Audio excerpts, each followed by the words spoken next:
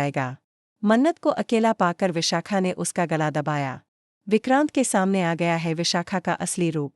जी हाँ दोस्तों, सीरियल मन्नत का आने वाला ट्रैक बहुत ही इंटरेस्टिंग होने वाला है। आपको बता दें कि अब जब मन्नत और विक्रांत की शादी हो जाएगी, तो नीतू श्रुति पर हाथ उठाती है और मन्नत को भी परेशान करती है, उसे टॉर्चर करती है। इस बात पर मन्नत को बहुत गुस्सा आता है और वो नीतू को जोर का धक्का दे देती है। इसके बाद विक्रांत मन्नत पर ही गुस्सा करता है और कहता है, तुम्हारी हिम्मत कैसे हुई मेरी माँ की बेइज्जती करने की? मन्नत जवाब देती है, बहुत हो गया। अब तक मैं अपने ऊपर सब सहती थी, लेकिन अब अगर मेरी माँ पर कुछ हुआ तो मैं कुछ भी सहन नहीं करूंगी। मैं यहाँ से जा रही हूँ। लेकिन विक्रांत उसे जाने नहीं देता।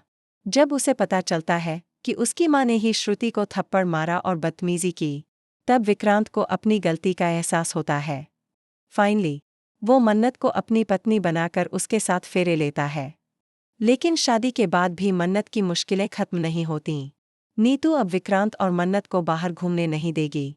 वहीं दूसरी तरफ विशाखा यानी विक्रांत की असली माँ एक नंबर की लालची औरत है। उसने बचपन में ही 50 लाख में विक्रांत को बेच दिया था और अपने पति को मरने के लिए छोड़ दिया था। वो अपनी सास को टॉर्चर करती थी और रोनी को भी बहुत परेशान किया। जब रोनी ने उसे 50 लाख दिए, तो अब विशाखा रोनी की बहन बनकर विक्रांत के घर में रह रही है। लेकिन इस बार उसे छोटी मोटी रकम नहीं चाहिए, उसे घर में हिस्सा चाहिए। अब विशाखा नीतू का इस्तेमाल कर रही है मन्नत को मारने के लिए।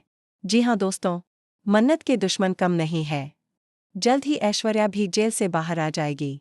यानी अब ऐश्वर्या, विशाखा, नीतू और मल्ला सब मिलकर मन्नत की जिंदगी तबाह करने वाले हैं। मन्नत को अकेला पाकर विशाखा उसका गला दबाएगी और कहेगी, मैं विक्रांत को तुझसे दूर कर दूंगी, और इसमें नीतू मेरी मदद कर रही है।